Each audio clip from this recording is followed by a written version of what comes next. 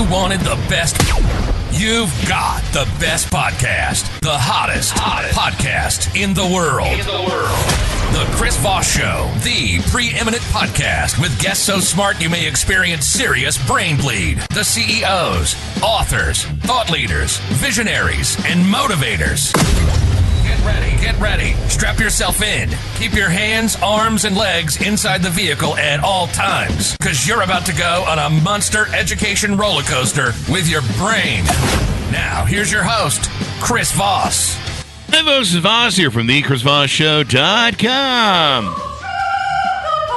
Ladies and gentlemen, there are latest things that makes it official. Welcome to the Chris Voss Show. For over 2,300 episodes and 16 years, we bring you the Chris Voss Show. The billionaires, the CEOs, the White House presidential advisors, Pulitzer Prize winners, the great journalists, people who go through all their journeys in life, share with you their stories, their learnings, their overcoming of cathartic moments, and make sure that you realize that, hey, I'm not alone. I was at the gym the other day, and someone came up to me and going, oh my God, it's Chris Voss, it's the Chris Voss Show, and all that stuff that they do. And they go, hey, we really love your podcast. And I was like, that's great, awesome, I really appreciate that. And they go, you know what I like about your podcast? And I go, what? And they go, it makes me feel really stupid. And I was like, what? And they go, no, it's not just that. It just makes me understand that there's a lot I don't know. And it helps me understand that the more I need to know, the better off I am. So now I listen to the Chris Voss Show, so I'm not stupid anymore. So I really appreciate that. It was kind of a funny conversation. I was like, what? But we're not here to make you stupid, folks. We're definitely here to improve your life and improve your brains. Go to goodreads.com/Chris Voss, LinkedIn.com/Chris Voss, YouTube.com/Chris Voss, and Chris Voss won the TikTokity. Although I have been accused of making people stupid, so that's usually by our enemies. Anyway, we have an amazing young man on the show today. We're going to be talking to him about his journey, his life, and what he does and how he does it. We have comedian Clay McMath on the show. He is a rising star in the world of comedy, known for his quick wit, sharp observations, and irreverent sense of humor. He was born and raised in Adelaide, South Australia, and he developed a love for making people laugh at an early age, entertaining his friends and family with his antics and impressions. After retiring from a baseball career, he began honing his craft at Adelaide's famous Rhino room. He quickly gained reputation as a fearless performer willing to take risks and push boundaries in his pursuit of the perfect joke. With his unique blend of observational humor, self-deprecating wit, and storytelling, he's won over audiences in comedian and comedy clubs and festivals around Australia. He's performed along such acts as Stephen K. Amos, Daniel McConnell, Mickey D, and then Chris the Bloke, Franklin, there's a lot of commas here, etc. So welcome to the show, Clay. How are you? Good. Thanks for having me. Oh, my old eyes aren't picking up commas, evidently. That's part of being 57. Oh, that'll do it. That'll do it. I don't think you're the only person that's been accused of making people dumber either, by the way. I think that's something we might have in common. There's some politicians, too, that have fit that role. Oh, yeah, I believe it. It might be some billionaires that are running around that own platforms. Anyway, give us your .coms, Clay. Right now. My .coms are claymcmathcomedy.com, so CLAYMCMATH comedy.com, with all my merch, tour dates and all of that is on there. And then at Clay McMath Comedy on Instagram, Clay McMath Comedy on Facebook, Clay McMath Comedy on Twitter or X. There you go.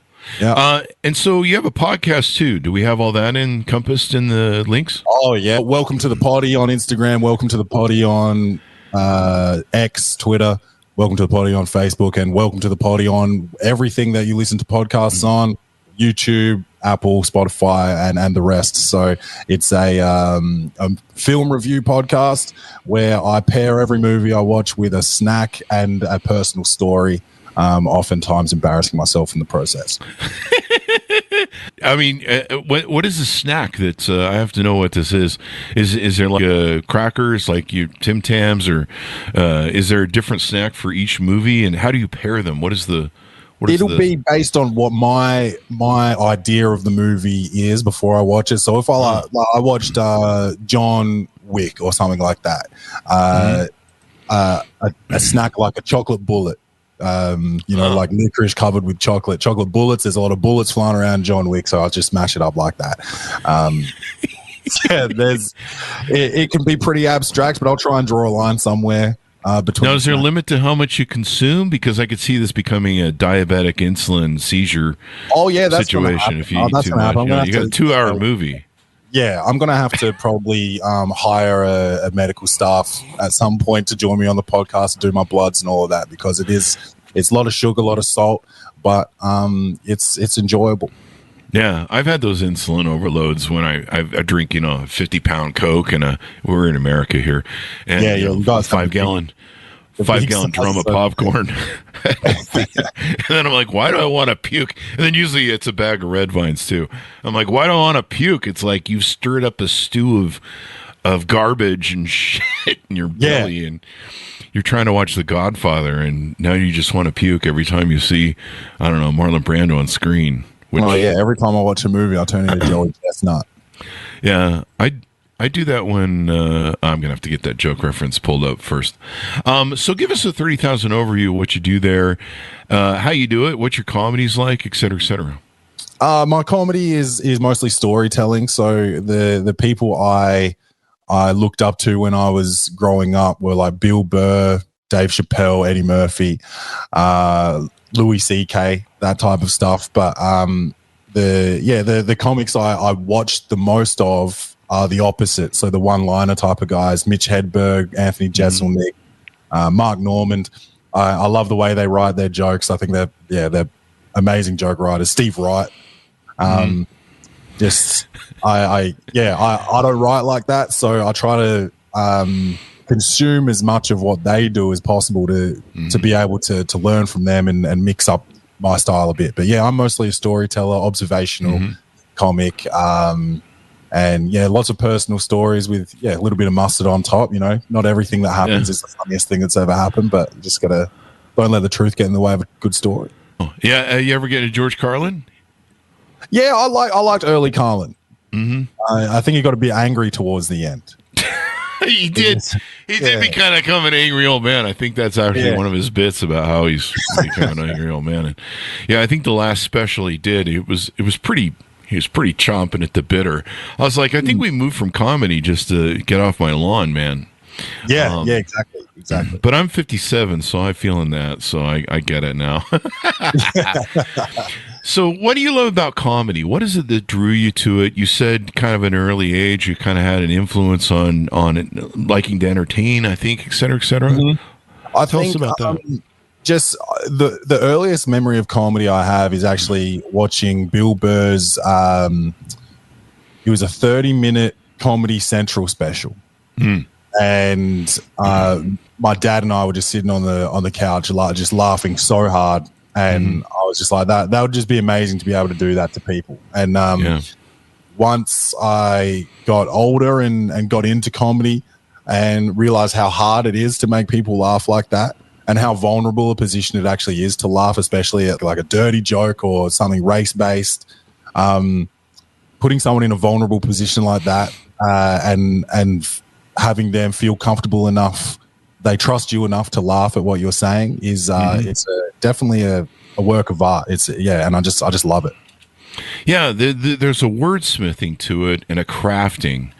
There was a way that Johnny Carson used to teach a lot of comedians to write jokes and where to put the punchline and how to land it out. And we mentioned in your bio, I think I read off, you said you're always in search of the perfect joke. And I think that's what a lot of comedians are always searching for, that perfect joke or that perfectly written joke, so when it delivers, it kills, right?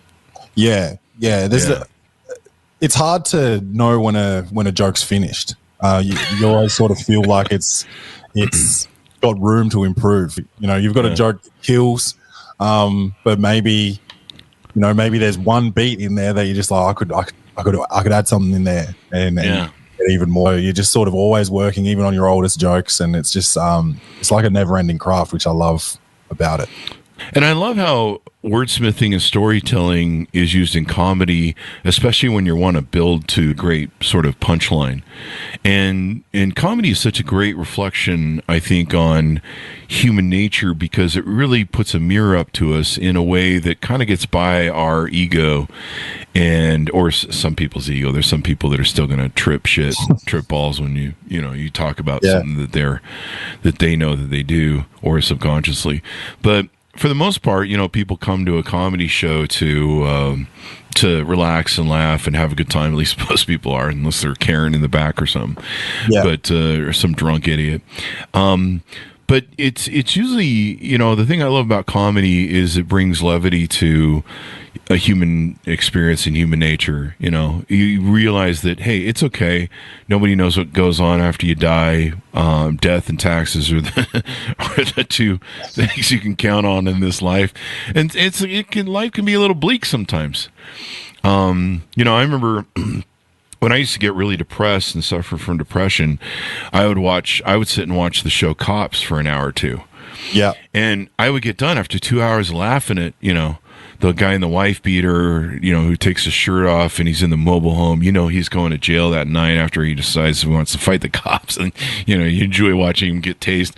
And I would sit and watch it for 2 hours and be like, my life is freaking amazing. I don't have people kicking in my door, and I'm not getting pulled over for drugs, and I'm doing pretty goddamn good. I don't know why I'm depressed. Yeah. So comedy can be a really great feedback loop. And you mentioned the black comedian earlier. He just did SNL, the opening of SNL. I forget his name. Dave Chappelle.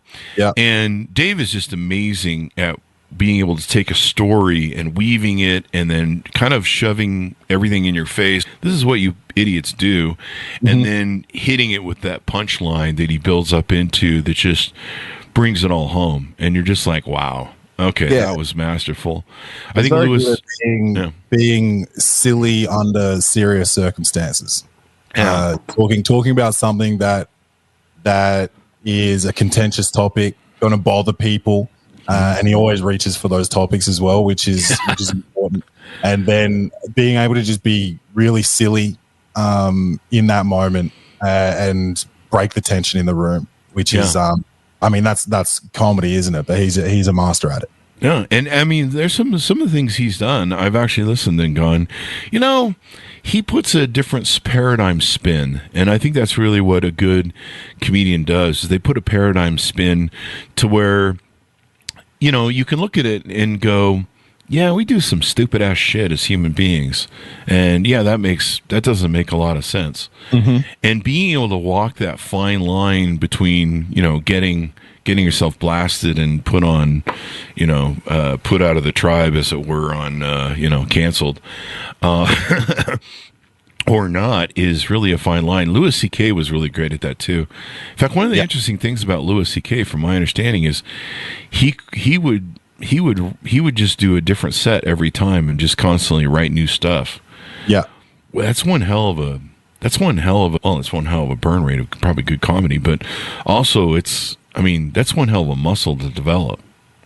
Yeah, but he, as far as I know, I think he can develop his premises quite quickly. So if you see him doing something the first time, he's a absolute legend in the game. But you can go out and see him trying something out for the first time and it bombs, and then you go out the next month and it's damn near perfected. Whereas some, a lot of comics take a lot longer. I know I do. Take a lot longer to get to that point with a new idea that I've had. Just being fearless as well, and not letting a bomb make you think that the idea is not right. Maybe you just haven't cracked the code yet, so you have to just keep getting up and trying it out. Yeah, sometimes it's the form of the joke too. Like we said, it's wordsmithing, where you're like, put the over there and the and over here, and it's a little more complicated than that, but you know what I mean. Yeah. And so you do this. Let's talk about what sort of let me ask you this, because a lot of comedians have trauma from childhood. A lot of us are running from demons, and so there's a high suicide rate, a high drug overdose rate in comedy, and part of it. I've been through that thing where when people laugh, when I entertain people, it's that crack. It's like a crack that goes to our brain. Yeah. And then it just makes things worse because we just want to be funnier. And which works if you can be funny, but if you're not, then you just end up looking like an idiot like I do. Was there anything that you found kind of drove you to it, or was just the ability to entertain? Was there any sort of darkness you find you're running from in your childhood trauma, any sort of that sort of thing? I don't think I use it as a therapeutic outlet so much. I think that can get pretty dicey because at an open mic night or something, you'll see people that are for sure doing that, and it's not that enjoyable for everybody else in the room. No, I mean, there's we've all been through stuff. So being bullied, parents separating. Yeah. I'm mixed race, so I've experienced racism as well. So there are things that I certainly draw from, but I'm not looking to get therapy out of it. A lot of my jokes are quite silly. I'm in the middle of balding at the moment, so that's some stuff that I'm working on in terms of my set, but. Yeah, it's just silly. It's trying to have a good time and trying to be relatable as well, which is something that if you go up there and you've had a very specific type of trauma and you go up there and just talk about that, it's maybe you'll get clapped at for being brave at best, but it's probably not going to be that funny. Yeah, there's a lot of you see a lot of that. The Robin Williams. There's a lot of guys. I think a lot of people that overdose. There's always kind of depression. I mean, I remember there was a time in my life where I would make people laugh because there was so much. There's the issues that I was running from, and making people laugh was the only way I could deal with it. I remember calling my father, and he was in the hospital, and he was near the end. He was always in and out of the hospital, and I could hear the fear in his voice. And I never really heard fear in my father's voice. He was a bit of a narcissist, but this time I heard real fear, and he seemed scared, and he didn't want to die, and he said something to that effect. And I'm not good at dealing with the empathy part. It'll be okay, and yada yada yada. And so I just started telling him joke. Hey, you been hitting on the nurse there? What's going on with the? Yeah, And at first he was a little resistant, so then I started having him laugh, and I could hear the fear dissipate in his voice. I called him, and pretty soon I had him laughing. Yeah, and. That was how I dealt with that situation. Other people might be better. I wasn't there in person, trying to say something empathetic that, I'm just not that guy. I'm not that good at that. But making people laugh and, realize the gravity of their situation maybe isn't as big as it is, that's kind of been a healing trait of mine, and sometimes, and it works for me too when I'm in situations. I've been in surgery and going under, and I've got everyone laughing at some stupid jokes I'm just making up in the room, and it's like it's helping me maybe more than it's helping the audience. Yeah, but there's probably something there. That's the point you hit earlier as well, isn't it? Like that, it's a distraction from everything going on in the world or in your life, and I think it's important. Sometimes it can be comedy, but I think that's why entertainment's important. That's why people care so much about sports and movies and stuff like that. It's just a distraction, an escape from the horror that you see. Like if you're just someone that watches the news every day, like how can you possibly walk around with a smile on your face knowing just like everything that's going on? Yeah, like I make a point not to watch the news every day. I'll keep up to date as much as I feel like is necessary, but it's not the good news show, it's the bad news. Yeah, that's true. If it bleeds, it leads. Yeah, I don't need that like consistently put in my face. So that's what entertainment's all about. So I think that's the point you made earlier, and if that's how people deal with their own trauma or helping people out with theirs, then that's a positive thing, I think. Yeah, and I think that's why people come to comedy, is they need a release, they need a break. You know, they see the news, they have their experiences in life. You know, life isn't always roses. We all seem to kind of go through some dark times and some things that help us grow.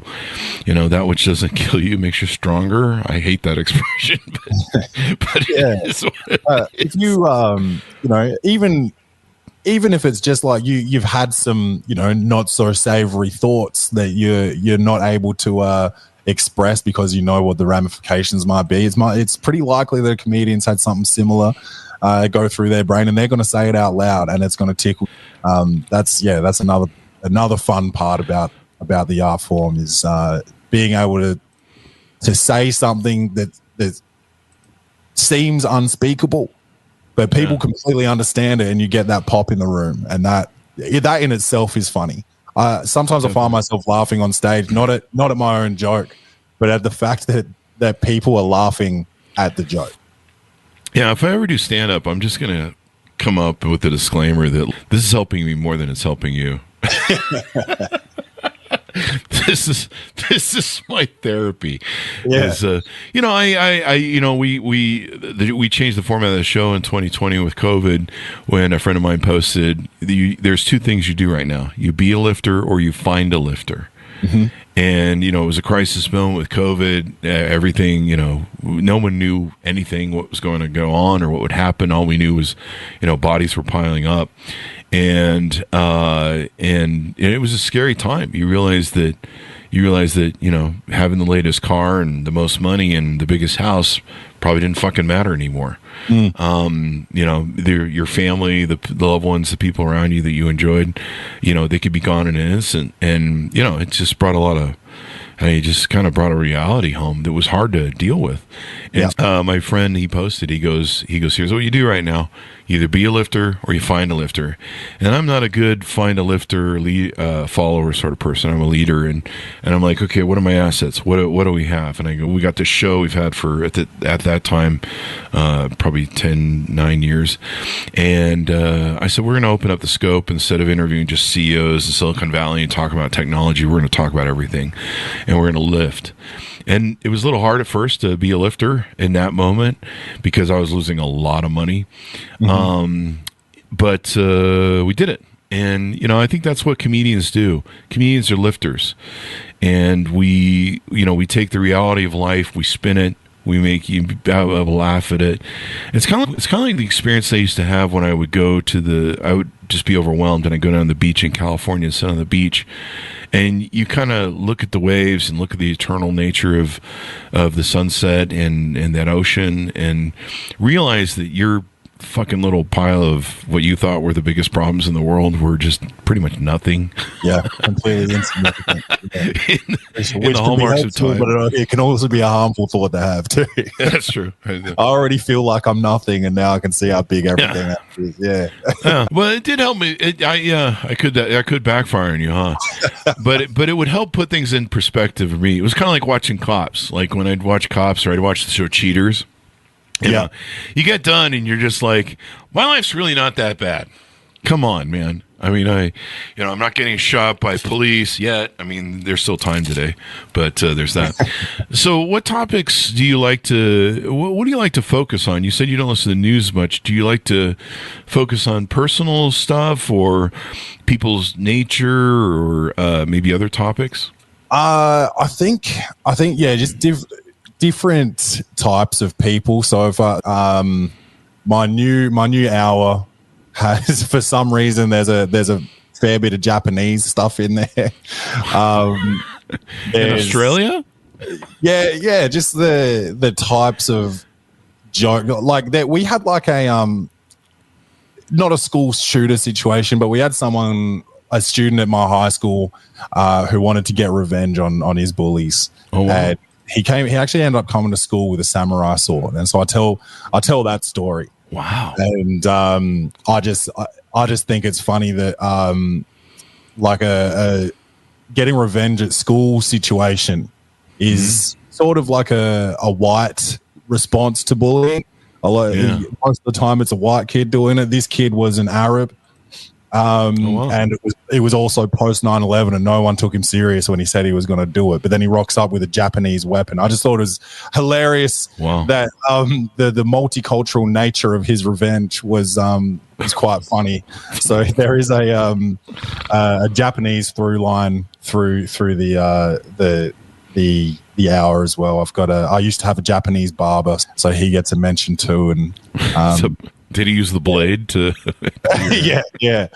Then there's just the trans community stuff is in there. The difference between the rich and poor and all of that. It gets addressed somewhat in the news, but I'm not up there talking about Ukraine or Gaza or anything like that. Yeah, there's some things that, it's interesting to me how certain things you can't talk about in comedy, at least you're not supposed to. For a long time there, you weren't supposed to talk about, the shuttle exploding or 9/11. Yeah. I think some people have kind of learned to, I think it's been enough distance too, but people have learned to thread that needle. But it's interesting how comedians will take those risks and thread that needle. How do you feel about, taking those sort of risks? Do you kind of fall back from it? I think everything's up for grabs, but it has to be a good joke. Yeah. So like one that's a bit dicey is like sexual assault. You see a lot of male comedians that likely haven't experienced it will try and make a joke about it. And sometimes just saying the R word is enough to trigger people. So what you have to do is make sure that the joke's funny. And if it's not funny enough, then leave it alone. Yeah. It's not just something that you can poke fun at. The joke has to be funny. And I think it more has to be about our nature, maybe more a reflection of who we are in ours. I think Dave Chappelle wandered into that Me Too thing when throwing shit at Me Too and calling it out. I think he did a good job of that. But yeah, you could just watch the line that he was walking. And I think as the comedians were more tuned into it, like the writing of the joke, when I listen to a comedian, I'm more like going, you're on the razor's edge there, buddy. Yeah. Let's see how this ends.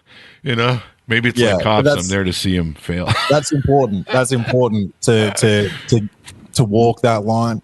And I think during Me Too, or probably, Me Too the most, when people were just out there like losing jobs and losing gigs and stuff without evidence. It was sort of just, hey, this guy said something, let's cancel him. I think comedians got a bit nervous, and you could feel that a bit. And I think that's not when the best comedy was coming out. And then when it starts to shift a little bit and people feel braver and feel safer to say what they think, then that's when you start seeing comedians, especially the great ones, really pushing those boundaries and approaching that line and seeing how close they can get to it or how far they can go over it, which is that's where the best comedy comes from. Yeah. And for a while there, it got really dark after Me Too and this, it's like comedians, Bill Maher has talked about this a lot. Comedians can't go to colleges anymore because, the colleges are like, oh, you're hurting our feelings, and, they just can't take a joke anymore. Yeah. When really colleges used to be these bastions of open-mindedness. And to me, that was really frustrating, seeing comedy almost start to die, and a lot of comedians really worried about, am I going to get canceled because I make a joke? Just for a while that got really stupid. Really stupid. And I think, thank God pioneers like Dave Chappelle and other people that can write well and make it intricate, I think they kind of changed the tonality of a lot of it. And I still think there's work that needs to be done. But the fact, if we ever reach a point where we can't laugh at ourselves, this world's over as far as I'm concerned.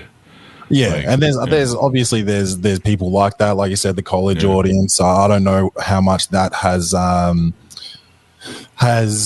evolved since that time, but I know that was pretty hard at the time. But you can get to a point where you believe you're so open-minded that you've actually narrowed your mind, and that your point of view is the only point of view that matters, and anyone that is against that is is negative or is in the wrong. So I think that's actually where we got to at that time, was these people thought they were so open-minded that they only had one perspective, and they had actually become closed-minded, which was a bit of a dichotomy there.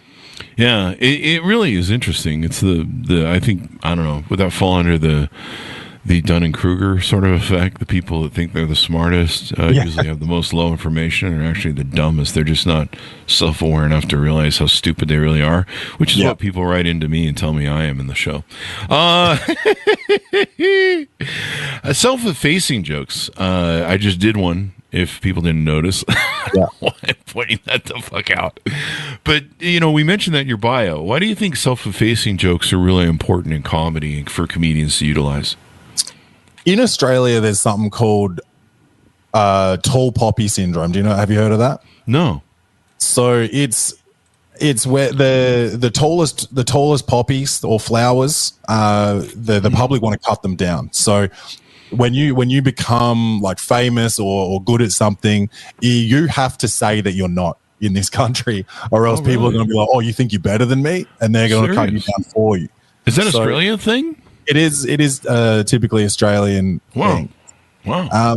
So I think in comedy as well, like you also want to relate to the audience. So you don't want to be up there saying I'm better than you or whatever. So I think a self-deprecating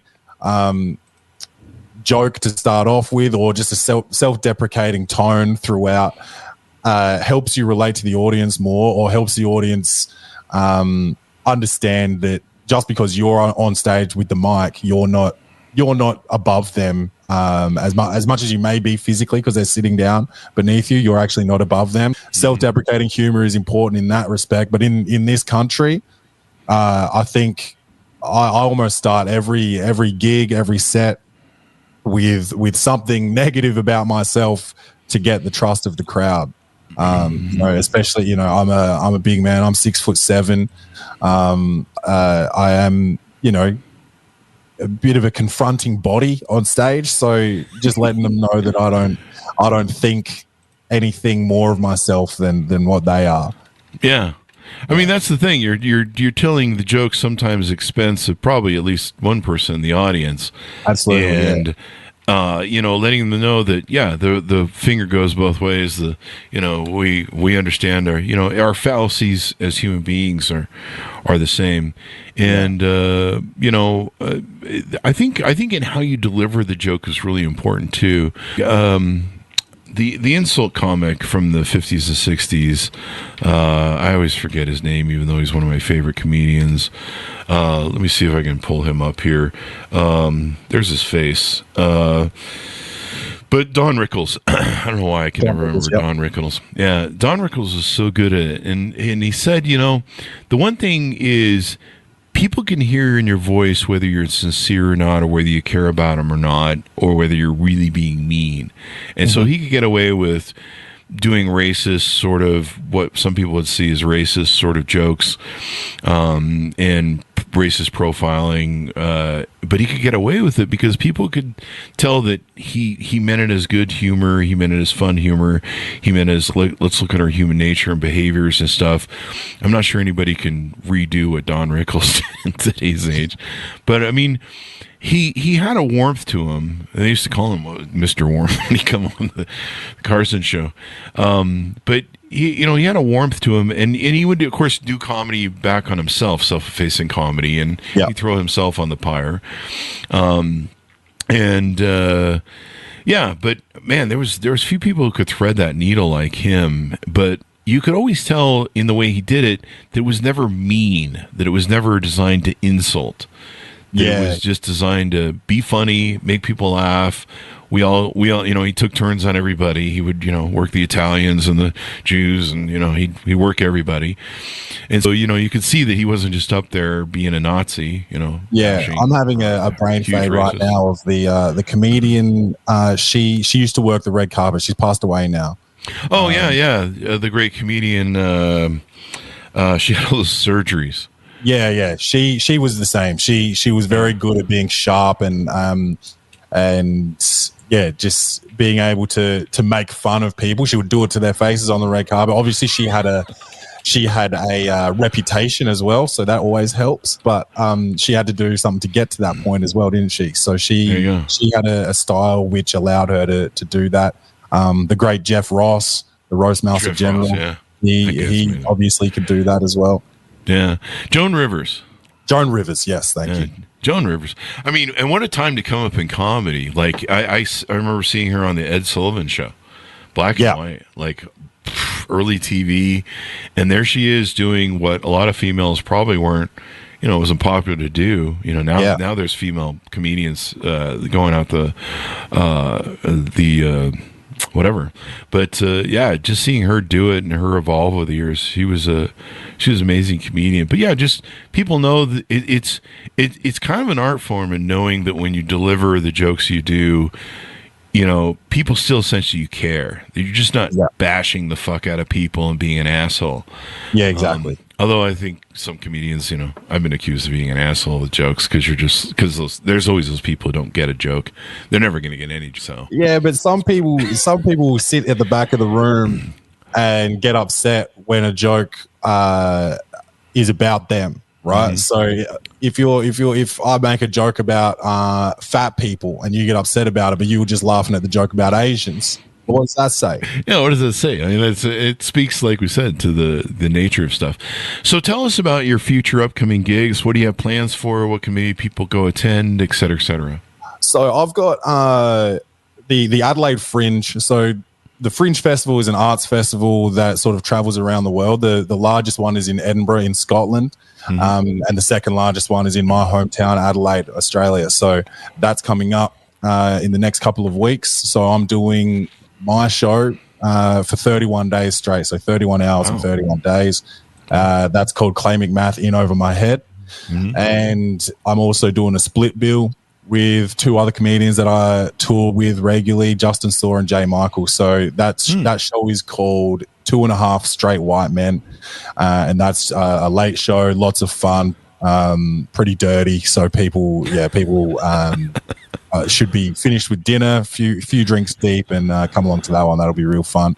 And once I'm finished with Adelaide Fringe, I'm actually going over to Melbourne International Comedy Festival and doing my show for 10 nights over there as well. You go. And how long are your sets usually? An hour. Wow. An hour of comedy. That's a challenge to build out. So props to you, man. Yeah, thank you. Awesome sauce. Yeah. I mean, I know that just trying to do 5 minutes of comedy, like people will be like, 5 minutes doesn't seem like all that long. It does when you're on stage. 5 minutes can be tough because especially if you're unknown and you don't have the trust of the audience, you gotta try and build trust to say the crazy shit that you're about to say. And 5 minutes can be a hard one as well. No, I think it's all pipes, Jerry. Anything more we need to plug out before we go? Just the podcast. Yeah, give it a listen. If you're not in Australia and not able to come to my upcoming shows, just have a listen to the podcast. It's called Welcome to the Potty. And like I said, it's a comedy / TV and film review podcast. A lot of fun, a lot of stories about myself and different things I've witnessed that relate to the movies that I watch every week. I like the movie tie-in and stuff because there's a lot you can play in and make fun of. I mean, do you ever watch who's the movies? I'm a horrible name person. I'm great at faces. If I see a face, I remember it, but I'm horrible at names. But who's the nephew of Francis Ford Coppola who's in all the bad movies? And it seems like he doesn't say no to any movie. Is that Nicolas Cage? Nicolas Cage. You could probably have a lot of fun watching his bad movies, some of his bad movies. He's got some bad ones, but he's also got some bangers too. I mean, Leaving Las Vegas. I mean, he's got a great thing of hits. In fact, I just saw the other day Con Air. Yeah, Con Air. Yeah, what a great movie that was. Yeah. I used to have that DVD. That's how old I am. I had DVDs. I've got a wall of DVDs on the other side of the camera there. Gen Zers are like right now going, what the fuck is he talking about? Yeah. DVD or something? Yeah. But, I mean, you could have a lot of fun. So do you tear up the movies or do you just do you do commentary as you watch the movies or? No, I just watch the movie and then I talk about it. Yeah, your review. Yeah, I plan on getting more into the commentary stuff and streaming once I launch my Patreon. I just haven't got around to that yet. Been preparing for these festivals. The festivals, as it were. It's been fun to have you on the show and bring some comedy to us. We really appreciate it, Clay. Oh, thanks so much for having me. I really appreciate the time. And give us, see if you can do something about that, their Vegemite there in Australia. I mean, we have like real food and jam and stuff you guys can use. You don't have to eat that anymore. Yeah, I think they said something about RFK was saying that all your food over there is like 10,000 ingredients though. So it is. Yeah, it is. Vegemite might be a little bit better for us than your jams and jellies. Here's a joke for you. I think Vegemite being used as a lube is how all those koalas got chlamydia. How's that for writing a joke right off the top? I think that's how, because I love poking my Australian friends about the chlamydia koalas, and I mean they're just such cute little things, and then you find out they have chlamydia. It's like the last time I was in Thailand or something. Yeah, and you should hear the sounds they make too. They look very cute, but they don't sound it. Now, is that when they're sharing chlamydia with each other, or is that just their normal sounds? I think it gets pretty aggressive when they're sharing it. Their normal sounds are out there. You're like walking around, you're hearing some shit in the trees. You're like, is there a porn being filmed by me? What's going on? And it's a bunch of angry little elfish, what were those things in the Star Wars things? The little... Oh, Wookiees. The little Wookiees? Yeah, Wookiees or whatever, yeah. So give us your .coms as we go out so people have them. Okay, so claymcmathcomedy.com. You'll see my podcast up there and all my merch and tour dates on there. Clay McMath Comedy on Twitter, Facebook, and Instagram, and Welcome to the Potty on everything. Welcome to the Potty. That's it. You need me to do your intro for you? I think we've got a good one. Do you? I'll have to go listen to it. Welcome to the jungle. Anyway, so Clay, thank you very much for coming on the show, enlightening us, and bringing us up with the comedy. Thanks, my audience, for tuning in. Go to goodreads.com/Chris Voss, LinkedIn.com/Chris Voss, Chris Voss 1 on the TikTokity. All this crazy place, the internet. Be good to each other. Stay safe, or else we'll see you next time.